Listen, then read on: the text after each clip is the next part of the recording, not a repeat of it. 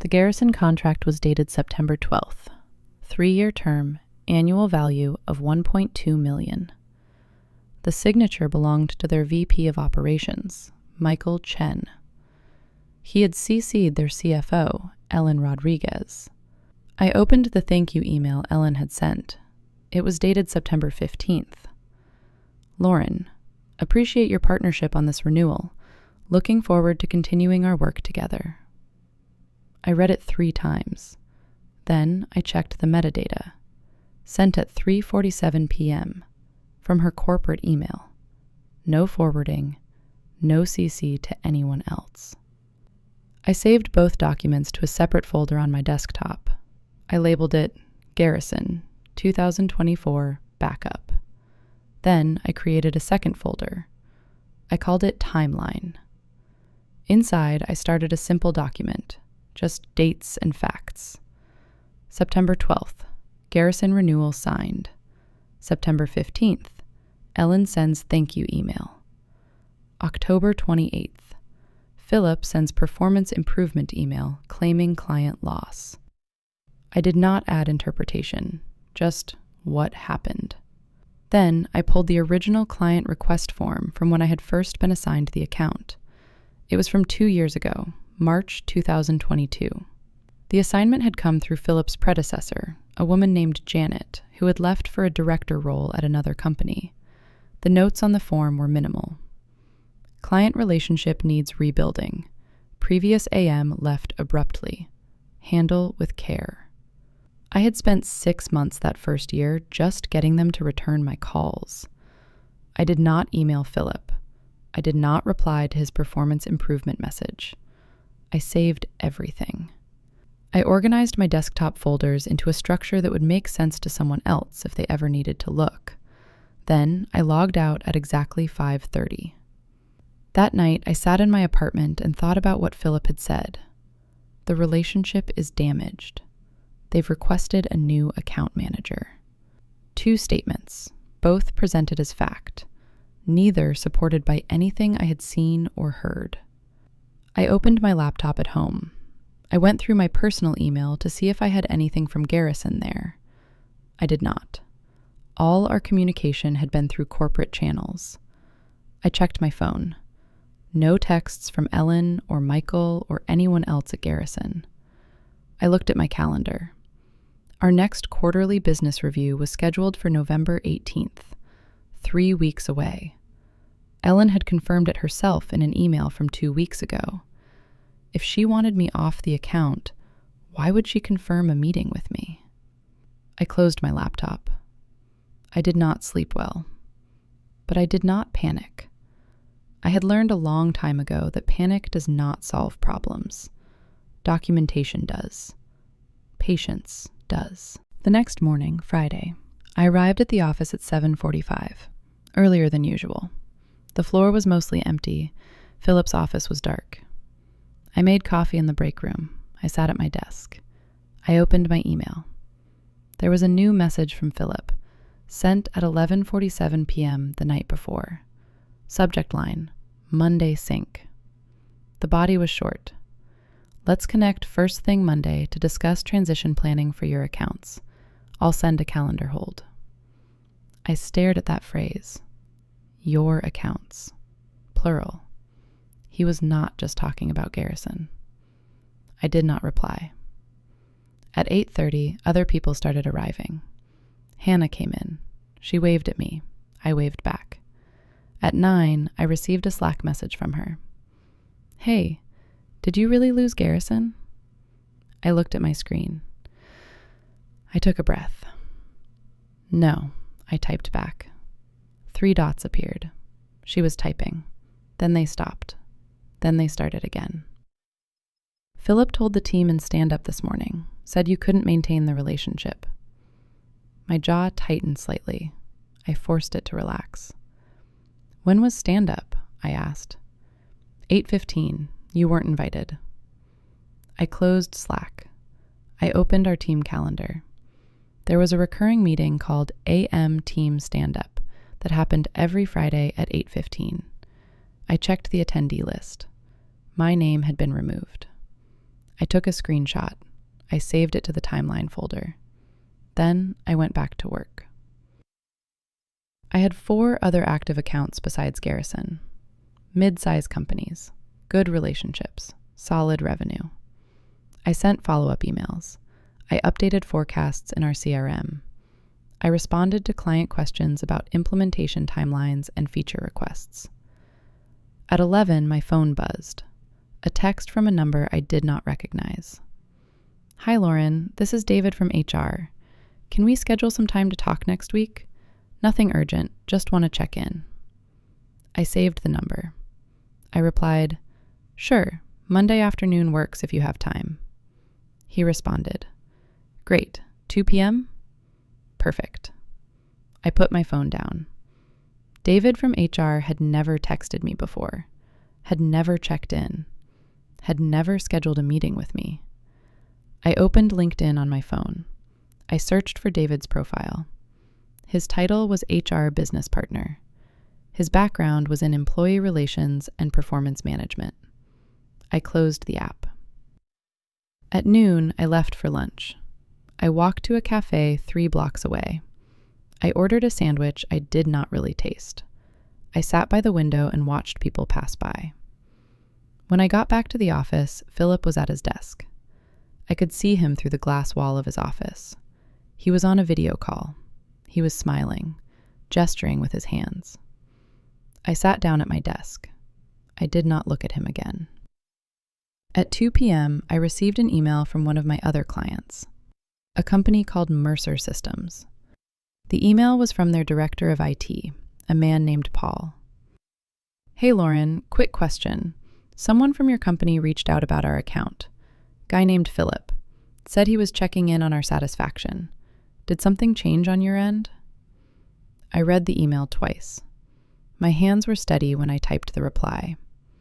"Hi, Paul. Nothing has changed. I'm still your main point of contact. Philip is my manager and may have been doing a routine check-in. Let me know if you have any concerns and I'm happy to address them directly." I sent it. Then I forwarded Paul's email to my personal email address.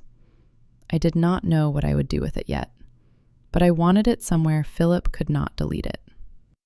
Paul replied 10 minutes later. "Got it. No concerns on our end. You've been great. Just wanted to make sure I wasn't missing something. Appreciate it, Paul. Talk soon." I added this exchange to my timeline document. I noted the date, the time, and the fact that Philip had contacted my client without telling me. At 4 p.m., Philip sent the calendar hold he had mentioned. Account review, Monday, 9 a.m. Just the 2 of us. No HR, no one else. I accepted the invitation without comment. The rest of Friday passed slowly. At 5:15, I gathered my things. I walked past Philip's office. He was still there, still on his computer.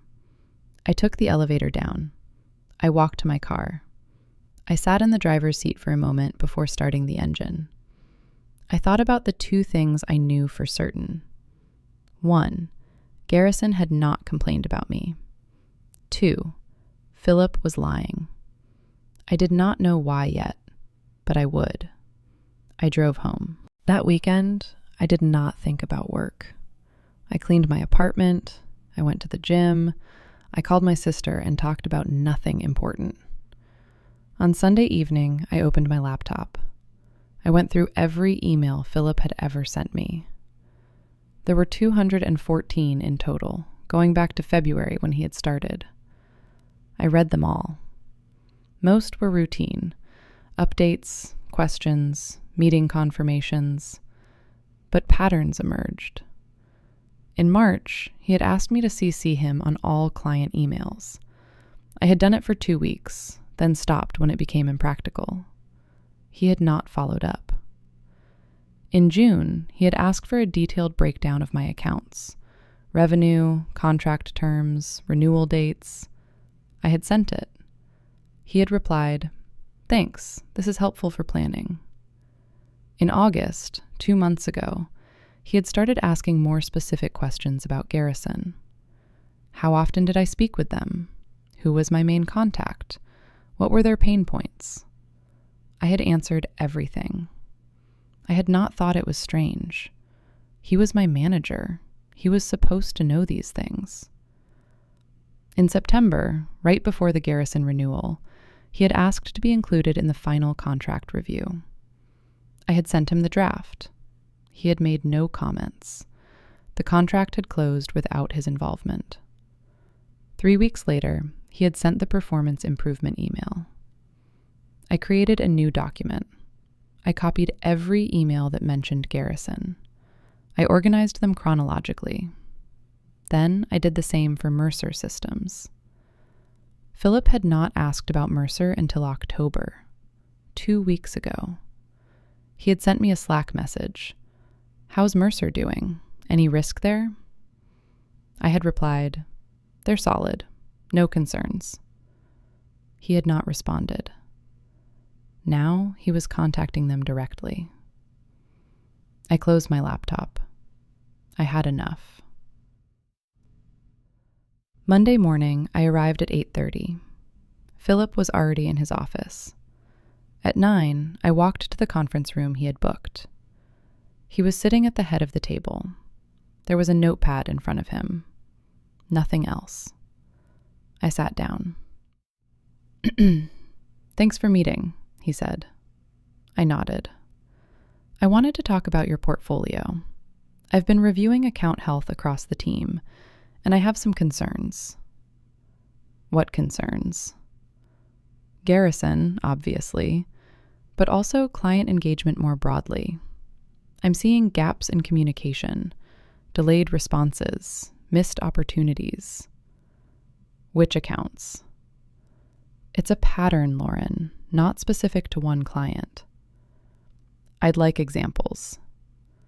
He shifted slightly in his chair. "Mercer, for one. When was the last time you had a strategic conversation with them?" 2 weeks ago. We discussed their Q4 roadmap." "Did you document that conversation?" "I sent a follow-up email summarizing next steps." "I didn't see it in the CRM." "I updated the CRM the same day. It's in the activity log." He paused. "Well, I think we need to be more proactive. I'm going to start joining some of your client calls, just to make sure we're aligned on strategy." I looked at him. "My clients don't need 2 people on calls," I said evenly. "It confuses the relationship." "I'm not suggesting we both lead. I'm suggesting I observe." "Why?" "Because I'm your manager, Lauren. I need visibility into how you're managing these relationships." "You have visibility. It's all documented." His expression did not change. "This isn't a negotiation," he said. "I'll be joining your calls going forward, starting with your Mercer check-in on Wednesday." I said nothing for a moment. "Is there anything else?" I asked. "That's it for now." I stood up. I walked out. I went straight to my desk. I opened my email. I composed a new message to Paul at Mercer. "Hi, Paul. My manager Philip may join our call on Wednesday. Just wanted to give you a heads up. Let me know if you'd prefer to keep it one-on-one and I can reschedule." I sent it. Paul replied within minutes. "Honestly, I'd rather just talk to you. We've got a good rhythm. Can we move it to Thursday instead?" "Absolutely. I'll send a new invite." I canceled the Wednesday call. I rescheduled for Thursday. I did not include Philip. Then I did something I had been avoiding. I opened a new email.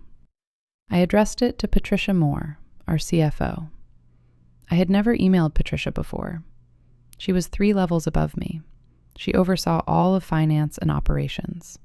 She had been with the company for 12 years. But Patricia had signed off on the Garrison renewal. Her name was on the internal approval chain. She would have been briefed on the terms. I kept the email simple. "Hi, Patricia. I manage the Garrison Industries account and wanted to confirm some details about their recent renewal. Would you have a few minutes to connect this week? Happy to work around your schedule. Best, Lauren. I read it 3 times. Then I sent it before I could second guess myself. It was 9:47 a.m. At 10:23 a.m., she replied, "Hi, Lauren. Yes, let's connect. I have 20 minutes at 2 p.m. today, if that works." My heart rate picked up slightly. I forced it to steady. "That works perfectly. Thank you. I'll call you at 2. I closed the email. I had 4 hours. I spent them working. I updated spreadsheets. I reviewed contracts. I responded to routine emails. At 1:45, I went to the bathroom. I washed my hands. I looked at myself in the mirror. My expression was calm, professional. I walked back to my desk. At exactly 2 p.m., my phone rang. Internal extension. Unknown number. "This is Lauren." "Hi, Lauren. It's Patricia Moore. Thanks for reaching out. What can I help you with?" Her voice was direct. No small talk. No pleasantries. I appreciated that. "I wanted to confirm the status of the Garrison renewal," I said. "There's been some confusion internally about the client relationship." "Confusion how?" "I've been told that the client is unhappy with my performance and has requested a new account manager." There was a pause. Brief, but noticeable. "Who told you that?" "My manager, Philip Barnes." Another pause.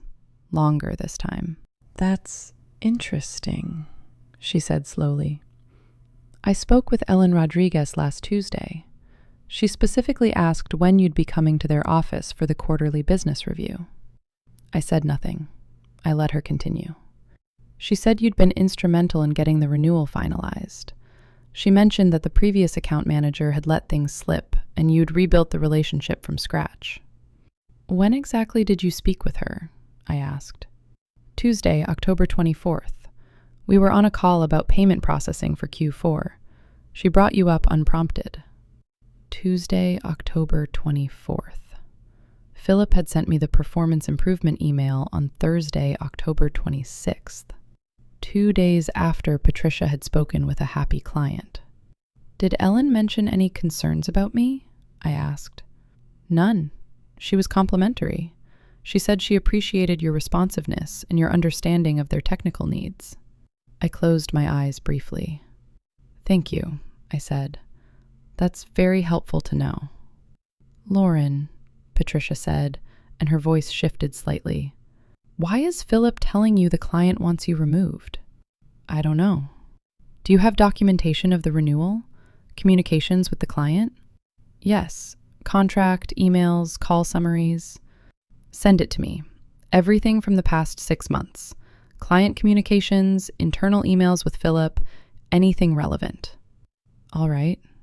"And Lauren, don't mention this call to Philip yet. Let me look into this first." "I won't say anything." "Good. I'll be in touch." She hung up. I sat at my desk. My hands were shaking slightly. I put them flat on the desk until they stopped. Then I opened my files.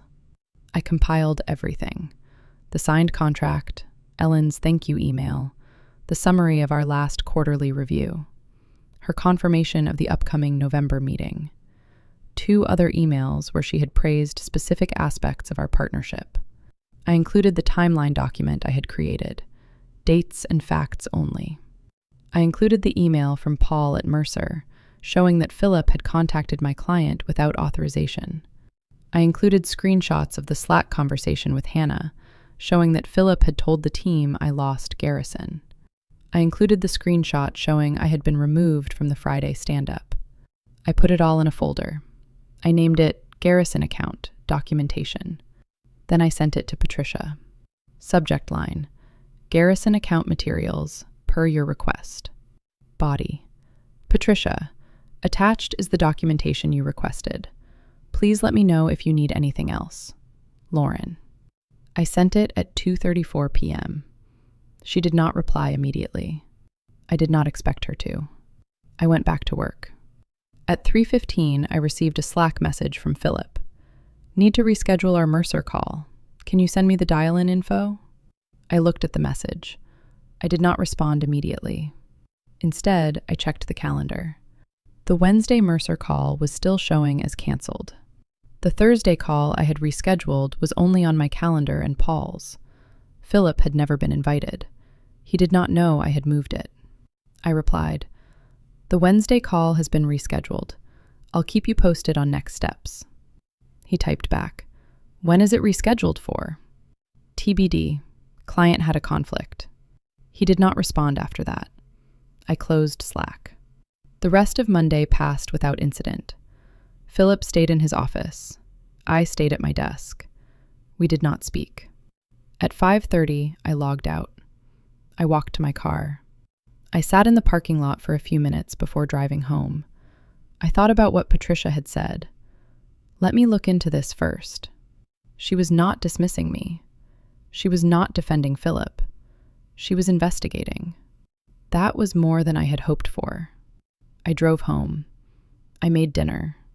I sat on my couch and watched television without really seeing it. That night, I slept better than I had in days. Tuesday morning, I arrived at 8. Philip was not in yet. I worked through my email. I had a call scheduled with another client at 10, a company called Broadwell Technologies. The call went well. They were happy. No issues. At 11:30, Philip arrived. I saw him walk past my desk. He did not say hello. At noon, I received an email from HR, from David. Subject line, discussion, Thursday. Body, hi Lauren, can we move our conversation to Thursday at 10 a.m. instead of Monday at 2? Something came up. Let me know if that works. I replied, Thursday at 10 works. He sent back a calendar invite immediately.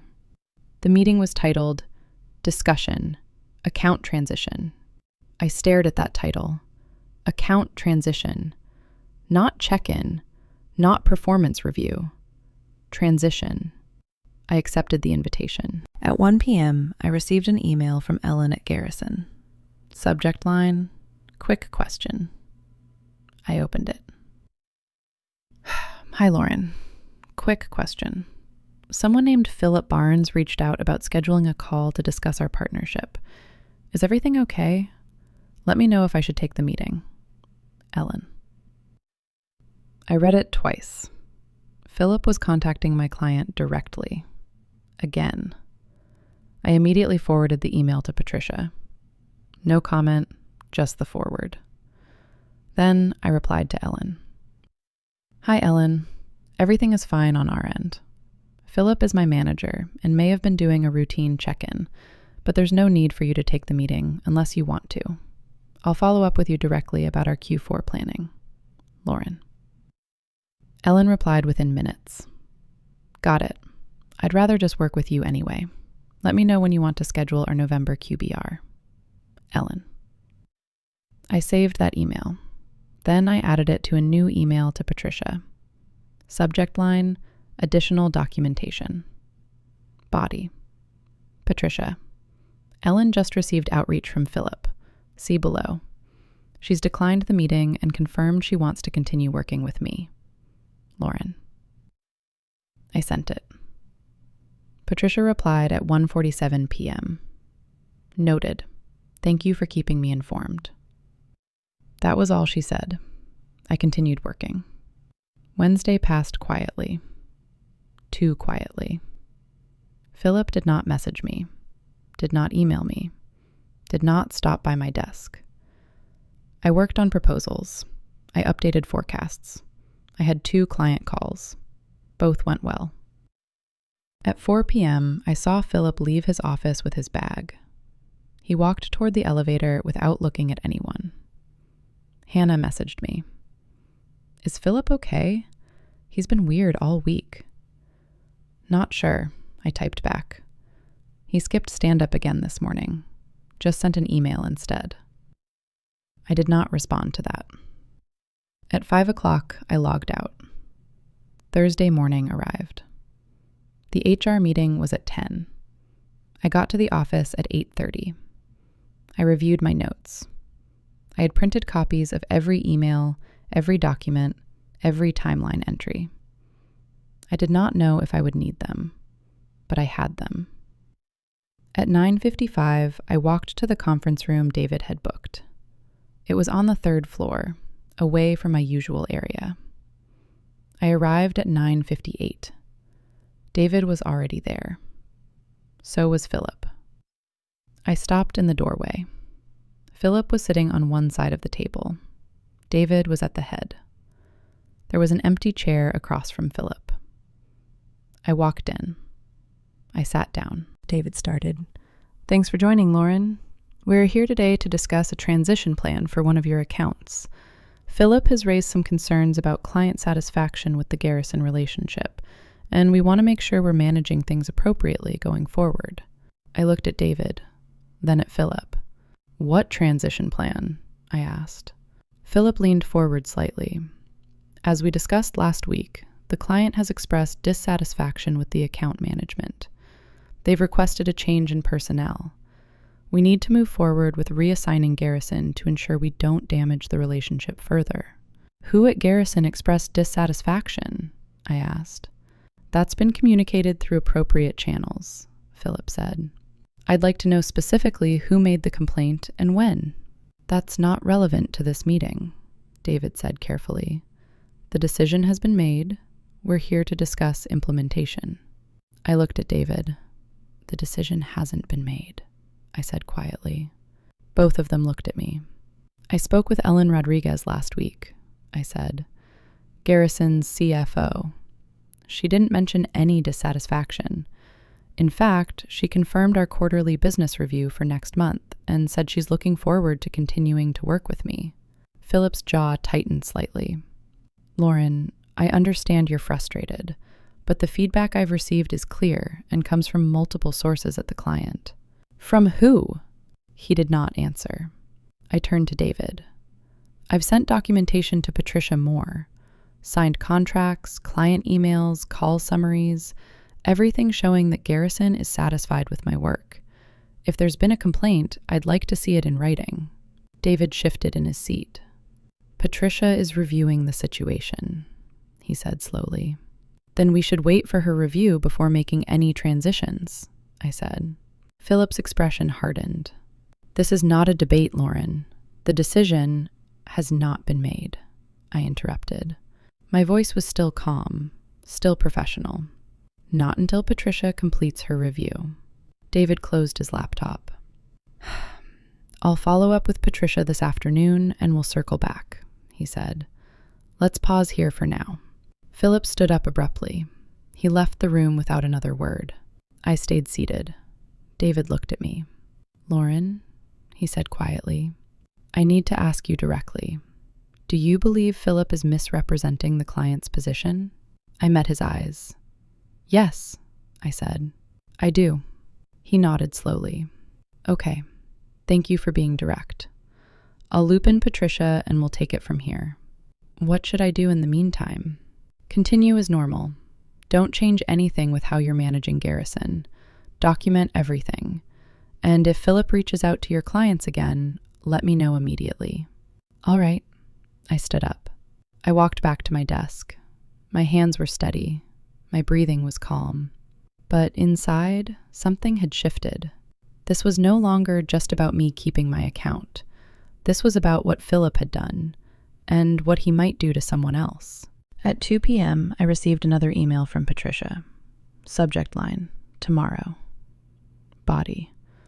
"Lauren, can you join me tomorrow at 9 a.m.? Conference room B on the executive floor. Patricia." I replied immediately. "Yes, I'll be there." She did not respond. I worked the rest of Thursday in silence. Friday morning, I arrived at 8:30. Conference room B was on the 5th floor. I had never been to the 5th floor before. It was where the executive team sat. I took the elevator up at 8:55. The floor was quieter than mine. Carpet instead of tile. Glass offices instead of cubicles. I found conference room B. The door was closed. I knocked at exactly 9 o'clock. "Come in," a voice said. I opened the door. Patricia was sitting at the table.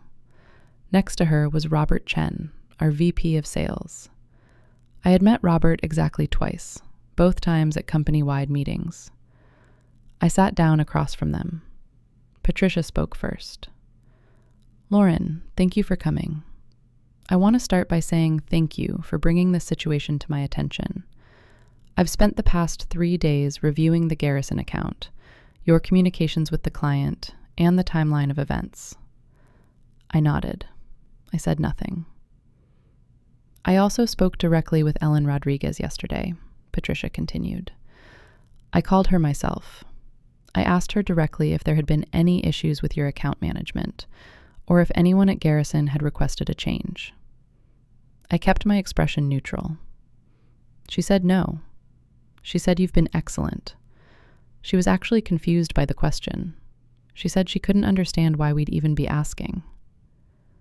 Robert leaned forward. "We also reviewed Philip's communications over the past 2 months. We found several concerning patterns." He opened a folder. Inside were printed emails. "Philip reached out to Ellen last week without your knowledge and without authorization from this office. He positioned it as a routine check-in, but he was effectively trying to insert himself into the client relationship." "What did Ellen say?" I asked. "She was polite but clear. She said she preferred to work directly with you and didn't see the need for additional contacts." Patricia spoke again. "We also found that Philip contacted at least 2 of your other clients, Mercer Systems and Broadwell Technologies. In both cases, he positioned himself as doing quality checks, but he was asking questions about transitioning the accounts." My stomach tightened. "Did he transition them?" I asked. "No. Both clients expressed confusion and said they were satisfied with you." Robert pulled out another document. "We also looked into Philip's background, his tenure here, his performance." He slid the paper across the table. It was Philip's performance review from 6 months ago, done by his previous manager before she left. The review was mediocre. Meets expectations in most categories. Needs improvement in 2, strategic thinking and collaboration. There was a note at the bottom. "Philip tends to focus on short-term wins rather than long-term relationship building. Recommend additional coaching on client partnership models." I read it twice. "Philip came from a transactional sales environment," Robert said. "His previous company rewarded individual deals, not account management. He's struggled to adapt to our model." "So he's trying to take accounts from people who are succeeding," I said slowly. "That's what it looks like," Patricia confirmed. She pulled out another document. "We also reviewed his activity with other team members. We found 2 other instances in the past 4 months where Philip attempted to reassign accounts using similar language. Client dissatisfaction, performance concerns. Both times, the account managers pushed back and the transitions didn't happen." "Who were they?" I asked. "One was Hannah Chen. She's still on the team. The other was Marcus Williams. He left the company last month." I remembered Marcus. Quiet, good at his job. I had been surprised when he left. Did Marcus leave because of Philip?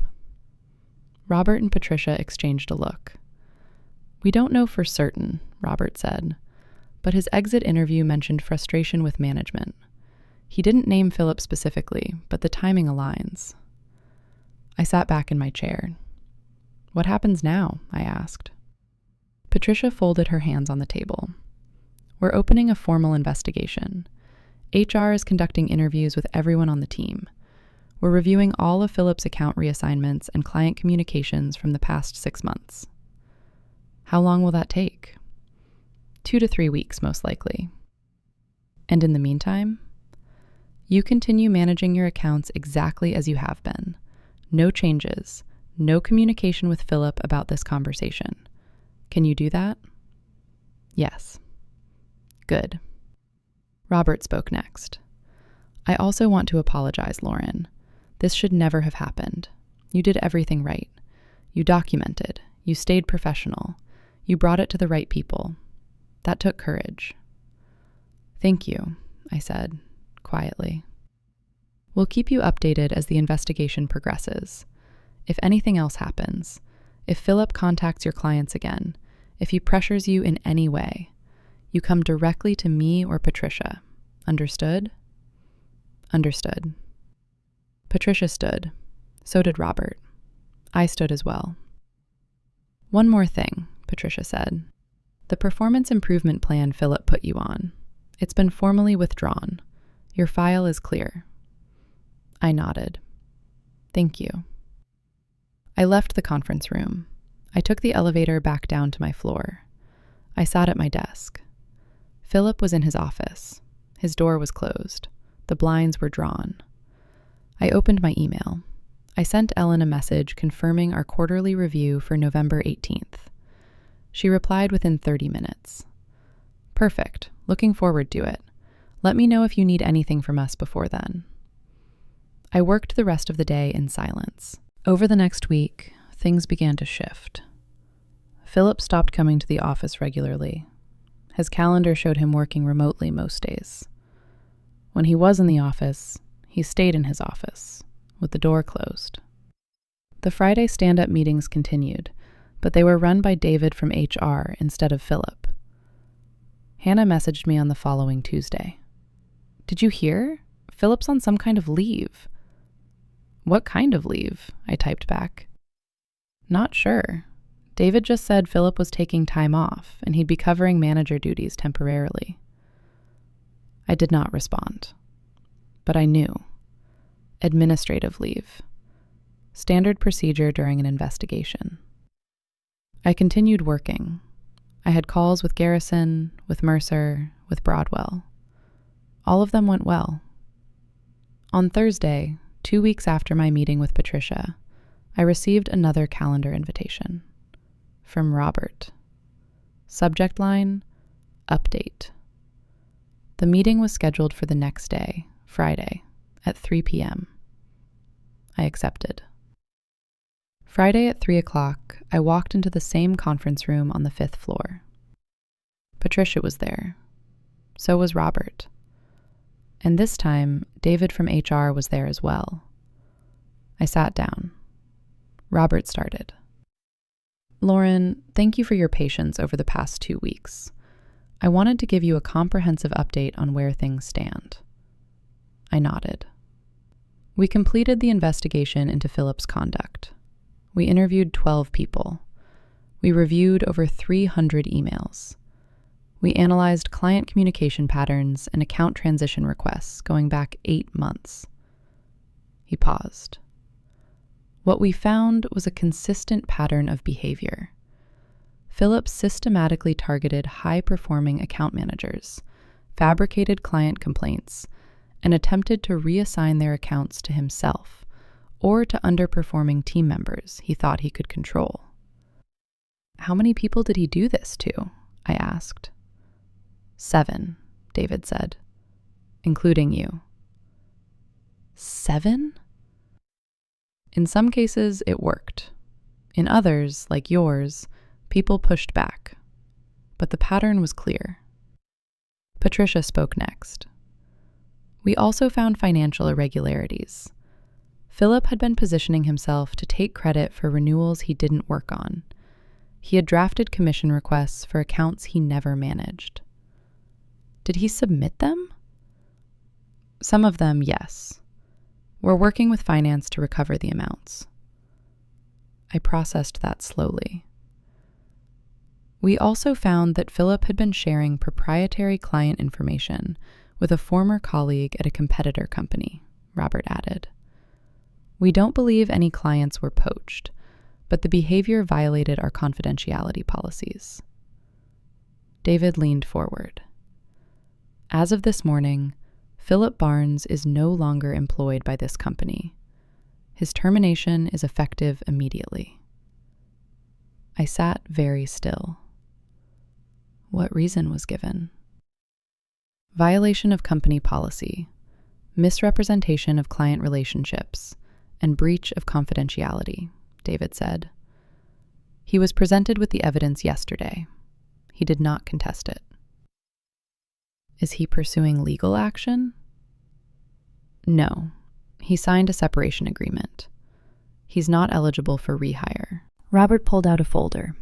Now, we need to talk about the team. Philip's departure leaves a gap. We're restructuring the account management division. He slid a document across the table. We're promoting 3 people to senior account manager roles. You're one of them. I looked down at the paper. It was an offer letter. Senior account manager. Salary increase of 28%. Expanded portfolio. Direct reporting line to Robert instead of a regional manager. The promotion is effective immediately, Robert said. You'll also be taking over 2 of the accounts Philip was managing directly. Both clients have already been notified and have agreed to the transition. Which accounts? Hexagon Industries and Northbridge Solutions. Both are strong relationships. Both specifically requested experienced management. I read through the offer letter carefully. There's one more thing, Patricia said. We're implementing new oversight protocols for account transitions.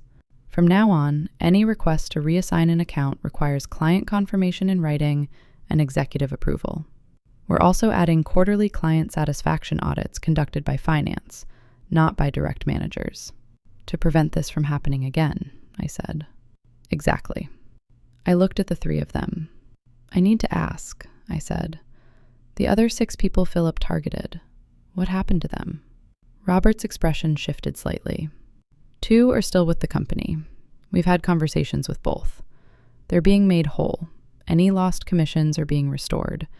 Any negative performance reviews are being expunged. And the other 4? They left. 3 of them in the past 6 months. Because of Philip. We believe so, yes. I felt something tighten in my chest. Are you reaching out to them? We are, David said. We're offering them the opportunity to return if they're interested, with back pay and cleared records. 2 have already declined. They've moved on. But we're trying.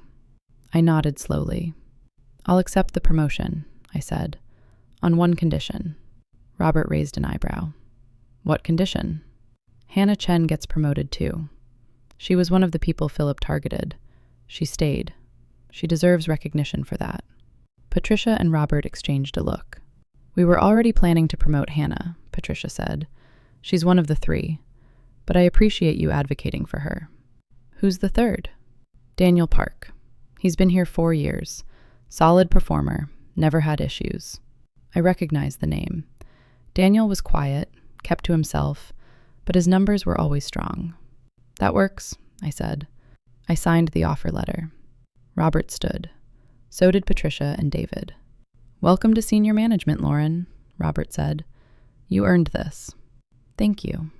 I walked out of the conference room. I took the elevator back down. When I got to my desk, there was an email waiting. From Ellen at Garrison. Subject line, Congrats. I opened it. Hi, Lauren. I heard through the grapevine that you got promoted to senior account manager. Congratulations. Well deserved. Let's celebrate on our QBR next week. Drinks on Garrison. Ellen. I smiled slightly. I typed back. Thank you, Ellen. Looking forward to it. I closed my laptop. It was 4:30 on a Friday afternoon. The office was starting to empty. I looked over at Philip's office. It was dark. The desk was clear. Someone from IT was packing up his equipment. Hannah walked by. Hey, she said. Did you hear about Philip? I did. Good riddance, she said quietly. He tried to take my Velocity account 2 months ago. Told me the client was unhappy. I called them directly. They had no idea what he was talking about. I'm sorry that happened. It's over now. And I heard you got promoted. Congrats. You too. She smiled. See you Monday. See you Monday. I gathered my things. I walked to the parking lot. I sat in my car for a moment before starting the engine. I thought about everything that had happened. The email from Philip claiming I lost Garrison. The performance improvement plan. The lies he told the team. He had been careful, strategic, methodical. But he had made one critical mistake. He had assumed the clients wouldn't tell the truth. He had assumed I wouldn't ask. I started the car. I drove home. That weekend, I didn't think about work. I went hiking. I met a friend for coffee. I read a book I've been meaning to finish for months. On Monday, I walked into the office as a senior account manager. My desk was in the same place. My accounts were the same, plus the 2 new ones from Philip's portfolio. But something was different. There was a new nameplate on the empty office next to the conference rooms. Lauren Mitchell, Senior Account Manager. I had an office now. I walked over. The door was open. Inside was a desk, a chair, a small table, and a window overlooking the city. I set my bag down. I sat in the chair. I logged into my computer. There was an email from Robert. Subject line, New Team Structure. He had outlined the reorganization. 3 senior account managers, me, Hannah, and Daniel. Each of us reporting directly to him. Each of us managing a portfolio of high-value accounts. The email ended with, "Looking forward to working with all of you in these new roles. Let's build something strong." I closed the email. I opened my calendar. The Garrison QBR was in 3 days. I pulled up the agenda. Ellen had already sent over their Q4 goals. They wanted to expand usage to 3 additional departments. They were looking at a potential upsell for our premium tier. I started drafting a proposal. An hour later, there was a knock on my door. I looked up. Hannah was standing there. "Can I come in?" "Of course." She sat down across from me. "I wanted to say thank you," she said. "For what?" "For pushing back when Philip tried to take your account. I heard what you did, how you documented everything, how you went to Patricia. You did the same thing with your account." "I did, but I didn't take it as far as you did. I just defended my one client and moved on.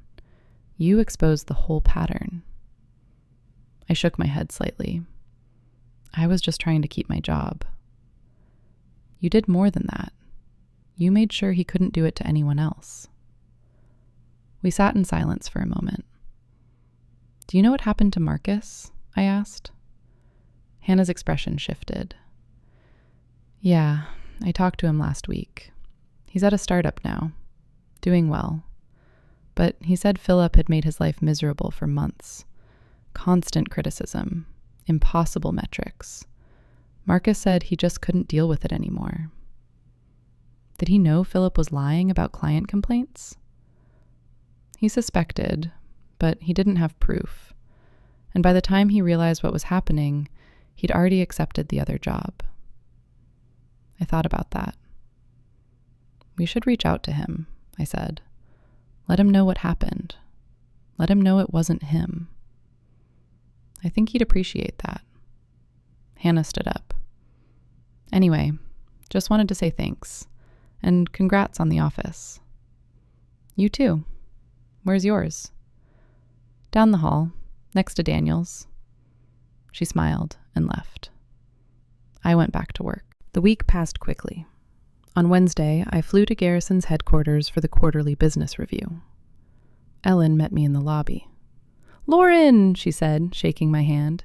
"Good to see you." "You too." We walked to the conference room. Michael Chen was already there, along with 2 other people from their IT team. The meeting lasted 2 hours. We went through their Q4 roadmap. We discussed the potential upsell.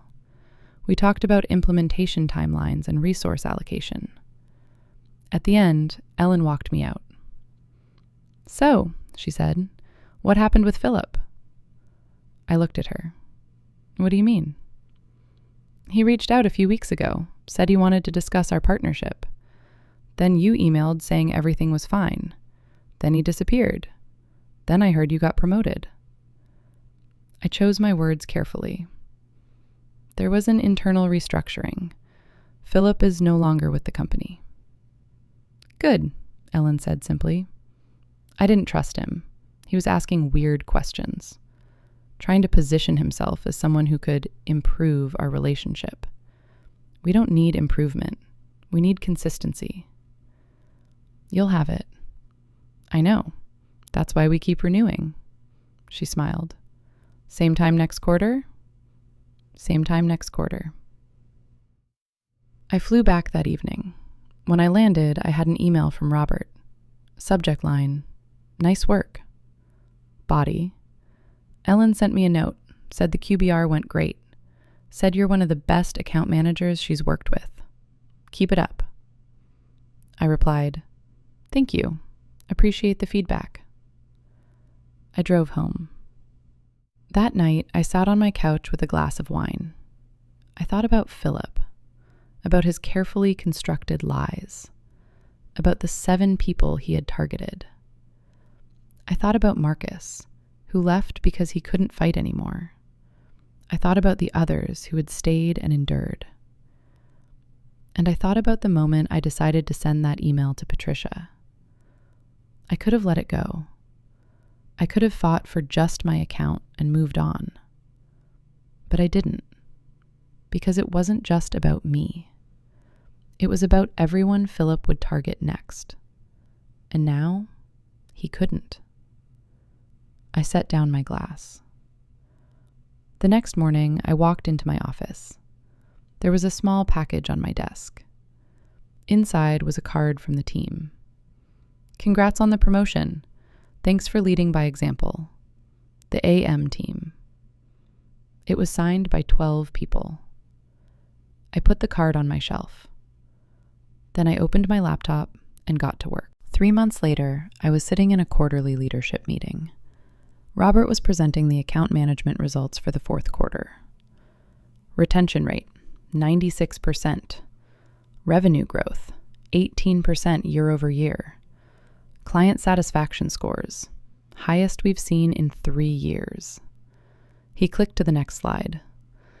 I want to specifically recognize our senior account managers. Lauren, Hannah, and Daniel have all exceeded their targets and have built strong client partnerships that are driving growth across the board. After the meeting, Patricia pulled me aside. How are you doing? She asked. Good. Busy, but good. I'm glad. You've handled all of this with a lot of grace. Thank you. She paused. We hired a new director of account management. Her name is Sarah Chen. She starts next month. She's coming from a client-first organization. Strong track record. I think you'll like working with her. Looking forward to it. She'll be your direct manager, but Robert and I will still be involved. We're not letting our guard down again. I appreciate that. Patricia nodded. You know, she said, when you first emailed me about Garrison, I almost didn't take the meeting. I almost delegated it to HR. But something about your email made me pause. It was specific, factual, no emotion, just a request for information. I wasn't sure you'd respond. I'm glad I did. You did the right thing, and you did it the right way. She walked away. I went back to my office. I had a call with a new prospective client at 2, a company called Meridian Solutions. They were looking to switch vendors and had asked specifically for me. The call went well. They signed a letter of intent by the end of the week. One evening in late January, I was working late. Most of the office had cleared out. My phone rang. It was an unknown number. I almost didn't answer, but something made me pick up. This is Lauren. Hi, Lauren. This is Marcus Williams. I sat up straight. Marcus, hi. How are you? I'm good. I'm calling because Hannah reached out a few weeks ago. She told me what happened with Philip, with the investigation, everything. I'm sorry you had to go through that, I said. I'm sorry I didn't fight harder. I didn't know what to do. I didn't have proof. You did what you needed to do for yourself.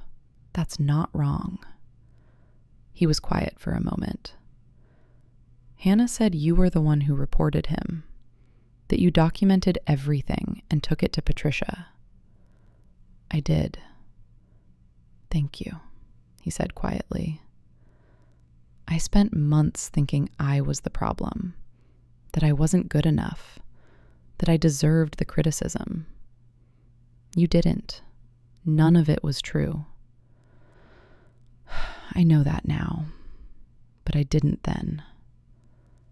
We talked for 20 more minutes.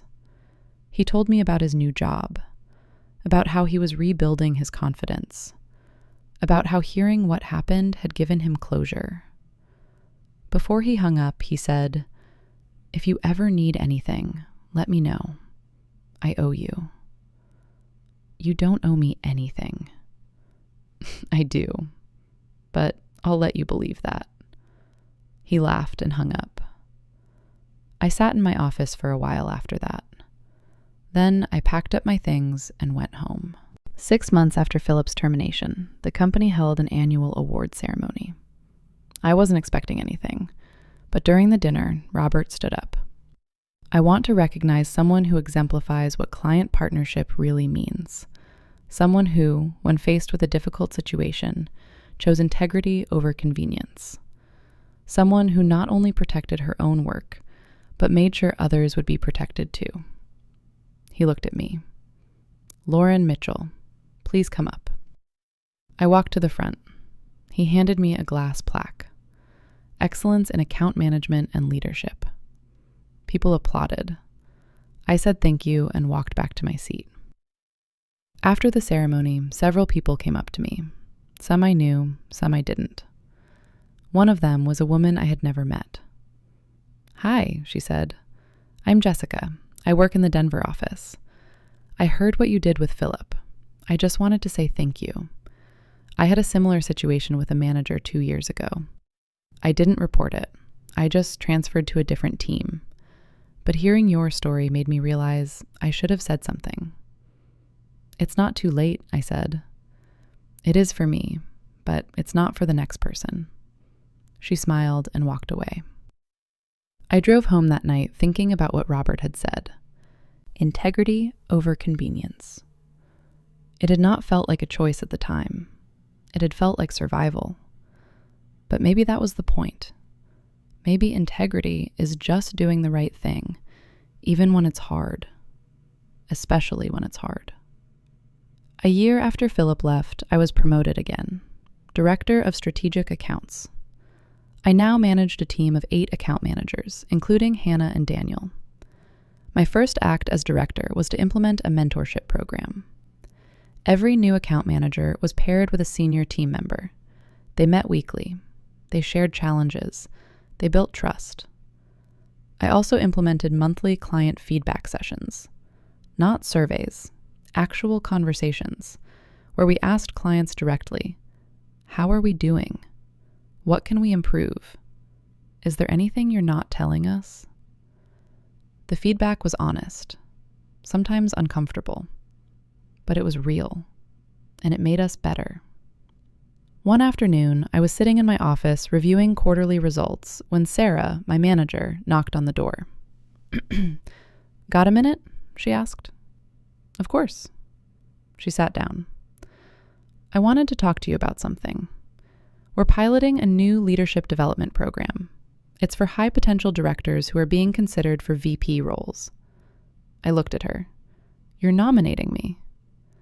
"I am, but I want to make sure you're interested before I submit your name."